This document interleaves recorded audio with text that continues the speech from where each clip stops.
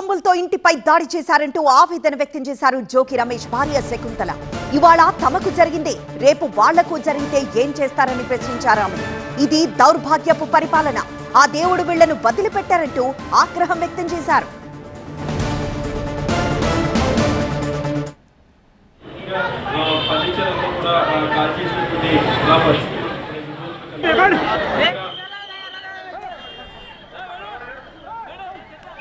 దాడి జరుగుతుందని జోకి రమేష్ కు ముందే తెలుసు.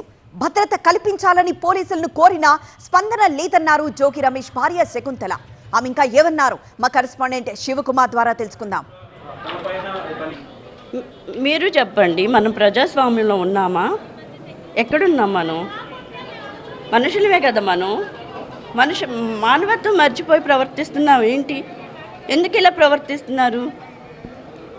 అసలు లోకేష్ ఆయన అన్నదానిలో తప్పలేదు ఏంటి? ఇలా అరాచక పరిపాలన చేస్తూ, రాక్షస పరిపాలన చేస్తూ ఇంటిని ఎలాగ ధ్వంసం చేయాలని చూసి ఆ పెట్రోల్ బాంబులు తీసుకొచ్చి ఇంటి మీద దాడి చేస్తారా అండి? ఎవరున్నారు అనుకుంటున్నారు? అసలు ఈ దాడి చేసిన వ్యక్తులు ఎవరు మీకు ఏమన్నా తెలుసు? చంద్రబాబు వాళ్ళ తల్లి ఏం చేస్తున్నారు? నిద్రపోతున్నారా? ముచ్చటగా చూస్తున్నారా తన కొడుకు చేసేది? రేపు ఇదే వాళ్ళ బిడ్డకు చేస్తారు ఈ ప్రభుత్వం వచ్చాక. అప్పుడు ఏం చేయగలుగుతారు వీళ్ళు? ఇదేనా వాళ్ళు ఇచ్చే ప్రజాస్వామ్యానికి కానీ ప్రభుత్వాలకు కానీ రేపు వీళ్ళు ఇచ్చే ఇది తీర్పు ఇదేనా? జరిగినటువంటి చర్యను మీరు ఎలా ఎదుర్కోబోతున్నారు భవిష్యత్తులో? మీ ప్లాన్ ఏంటి అసలు? ఇప్పుడు ప్లాన్ ఏముంటుందండి? నా దేవుడు అని ఆయన ఒక ఆయన ఉన్నాడు, పైనుండి చూస్తూ ఉన్నాడు. ఖచ్చితంగా వీళ్ళని వదలడు. ఈరోజు జరిగినటువంటి దాడి సమయంలో అసలు ఎవరెవరు ఉన్నారు ఇక్కడ? ఇంట్లో ఎటువంటివి ధ్వంసమైనాయి? ఎంత నష్టం? నా భర్త మాకు ఫోన్ చేశారు, ఇన్ఫర్మేషన్ ఉంది ఆయనకి. అప్పటికే ఆయన పోలీసులకి పెద్దవాళ్ళు ఉంటారు కదండి, వాళ్ళకి కొంచెం మీరు భద్రత కల్పించండి అని చెప్పారు. ఎక్కడండి భద్రత? ఎక్కడుంది? మామయ్య గారు ఇంట్లోనే ఉన్నారండి. నన్ను మా బాబు గొడవ చేసి బయటికి తీసుకెళ్ళాడు. మా కోసం వచ్చిన వాళ్ళందరూ అయితే లోపల కిందే ఉన్నారండి. టీడీపీ కార్యకర్తలు కూడా జోగి రమేష్ అసభ్యకరంగా మాట్లాడుతూ ఉన్నారు. సీఎం చంద్రబాబుతో పాటు పవన్ కళ్యాణ్, లోకేష్ మీద విమర్శలు చేస్తున్నారంటూ కూడా టీడీపీ కార్యకర్తలు ఆగ్రహాలు వ్యక్తం చేస్తున్నారు. దీన్ని ఎలా మాట్లాడితే అంటే మంత్రాలండి, వీళ్ళు మాట్లాడితే బూతులా అండి?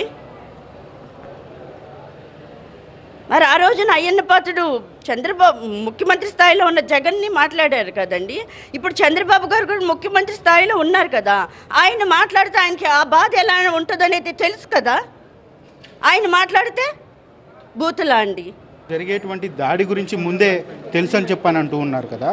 భద్రత పరంగా అసలు ఎలాంటి మీకు భద్రత ఉందని చెప్పని మీరు భావిస్తారు? నాకు భద్రత ఎక్కడుందండి? మీరు భద్రత ఉంటే ఇలా ఎంతో జరుగుతుందండి. భద్రత అనేది ఎక్కడుంది?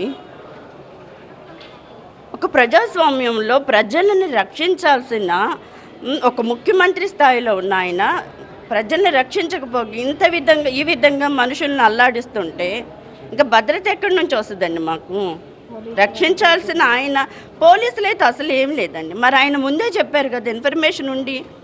మరి పెద్ద పెద్ద పోలీస్ ఆఫీసర్లకు ఆయన ఫోన్ చేసి మాట్లాడారు కదా, రక్షణ కల్పించండి అని. ఏది రక్షణ? ఎక్కడ రక్షణ?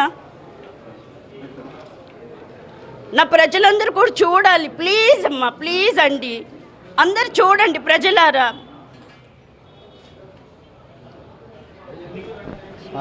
జోగి రమేష్ భార్య తమ ఆవేదనను కూడా వ్యక్తం చేస్తూ ఉన్నారు. ఈరోజు జరిగినటువంటి దాడిని అయితే తీవ్రంగా ఖండిస్తూ ఉన్నారు. మాకు భద్రత అనేది లేకుండా పోయింది, ఇప్పటికైనా భద్రత కల్పించాలి, మేము న్యాయ పోరాటం కూడా చేస్తామని చెప్పని తమ ఆవేదన వ్యక్తం చేస్తున్నటువంటి పరిస్థితి అయితే ఇక్కడ కనపడుతుంది. Wow to studio.